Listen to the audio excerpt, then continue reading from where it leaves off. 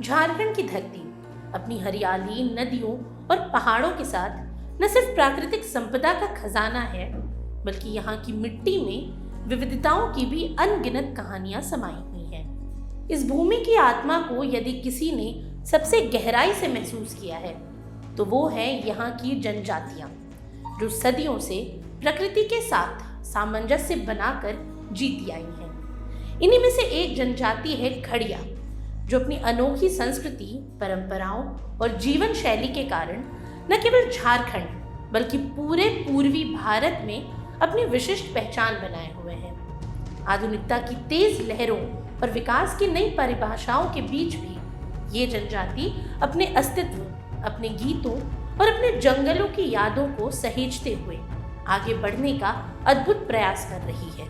वहीं खड़िया जनजाति का इतिहास उतना ही गहरा और रहस्यमयी है जितना कि इस धरती का जंगलों से रिश्ता। माना जाता है कि इनकी उत्पत्ति कोल वंश से हुई, जिन्हें भारत के आदिम निवासियों में गिना जाता है। प्रारंभ में ये लोग घुमंतु जीवन व्यतीत करते थे, लेकिन बाद में झारखंड, उड़ीसा, पश्चिम बंगाल और छत्तीसगढ़ के सघन वनों में स्थायी रूप से बस गए। उनके जीवन का मूल आधार हमेशा से प्रकृति रही। जंगल, नदी, पहाड़ ये सिर्फ उनके लिए भौगोलिक इकाइयां नहीं, बल्कि उनके देवता हैं, उनके जीवन के साक्षी हैं। प्रकृति से उनका ये नाता पीढ़ियों से चला रहा है और शायद यही कारण है कि आज भी जब हम इन इलाकों में जाते हैं तो वहाँ की मिट्टी, हवा और वृक्षों में जो अद्भुत जीवंतता महसूस होती है वो खड़िया संस्कृति की आत्मा है। हालांकि आज खड़िया जनजाति झारखंड के गुमला, सिमडेगा, लोहरदगा, रांची और पश्चिमी सिंहभूम जिलों में बड़ी संख्या में निवास करती है। इनके अलावा उड़ीसा, पश्चिम बंगाल और छत्तीसगढ़ के इलाकों में भी इनकी अच्छी खासी आबादी पाई जाती है। इसके अलावा ये जनजाति 3 प्रमुख शाखाओं में विभाजित है: ढेल की खड़िया, डूढ़ खड़िया और पहाड़ी खड़िया। अब ढेल की खड़िया अपेक्षाकृत आधुनिक सोच रखने वाला समूह है, जिसने आधुनिक समाज से घुलना मिलना सीख लिया। वहीं डूढ़ खड़िया ये समुदाय अब भी कृषि और श्रम कार्यों में निपुण है। इसके अलावा पहाड़ी खड़िया अब भी जंगलों के साथ अपने पारंपरिक जीवन में रचे बसे हैं। शिकार, कंदमूल संग्रह और वनोपज ही इनके जीवन का आधार है।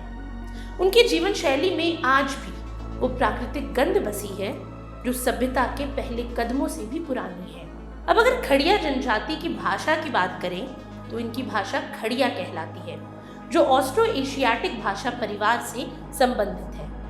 ये भाषा उनके लोक गीतों, लोक कथाओं और मौखिक परंपराओं का आधार है। यद्यपि आधुनिक समय में ये हिंदी, नागपुरी और संथाली भाषाओं का भी प्रयोग करते हैं, लेकिन अपनी मातृभाषा के प्रति इनका लगाव आज भी वैसा ही है जैसा किसी माँ के प्रति स्नेह होता है।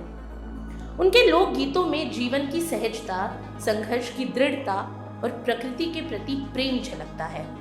इसके अलावा इनकी धार्मिक मान्यताएं भी पूरी तरह प्रकृति से जुड़ी हुई हैं। ये लोग सूर्य, चंद्रमा, जल, वायु और जंगलों की पूजा करते हैं। यह आस्था उन्हें हर उस शक्ति से जोड़ती है जो जीवन का आधार है। हालांकि समय के साथ कुछ समुदाय हिंदू और ईसाई धर्म भी अपनाने लगे, लेकिन अपनी पारंपरिक पूजा पद्धतियां, अनुष्ठान और पर्व आज भी उनके जीवन का केंद्र बने हुए हैं। उनके प्रमुख त्योहार सरहुल, कर्मा, मांझी पर्व और सोहराई हैं, जो फसल, प्रकृति और सामुदायिक एकता का उत्सव है। इन त्योहारों के दौरान गांवों में नाच गान, उत्सव और सामूहिक भोज का वातावरण बन जाता है।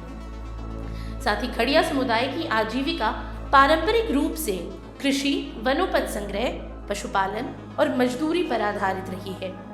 हालांकि शिक्षा और रोजगार के क्षेत्र में ये समुदाय अब भी पिछड़ा हुआ माना जाता है, लेकिन सरकारी योजनाओं और गैर सरकारी संस्थाओं के प्रयास से इसमें धीरे धीरे परिवर्तन आ रहा है। भारत सरकार ने खड़िया जनजाति को अनुसूचित जनजाति का दर्जा प्रदान किया है, जिसके तहत इन्हें शिक्षा, रोजगार, स्वास्थ्य और आवास जैसी सुविधाओं में विशेष लाभ प्राप्त है। वन अधिकार अधिनियम 2006 ने इन्हें अपने परंपरागत जंगलों पर अधिकार प्रदान किया, जिससे इनका आत्मसम्मान पुनर्जीवित हुआ। इसके अतिरिक्त एकलव्य मॉडल आवासीय विद्यालय, जनजातीय छात्रवृत्ति योजनाएं और कौशल विकास कार्यक्रम जैसे प्रयास इनके आर्थिक और सामाजिक उत्थान में सहायक बन रहे हैं।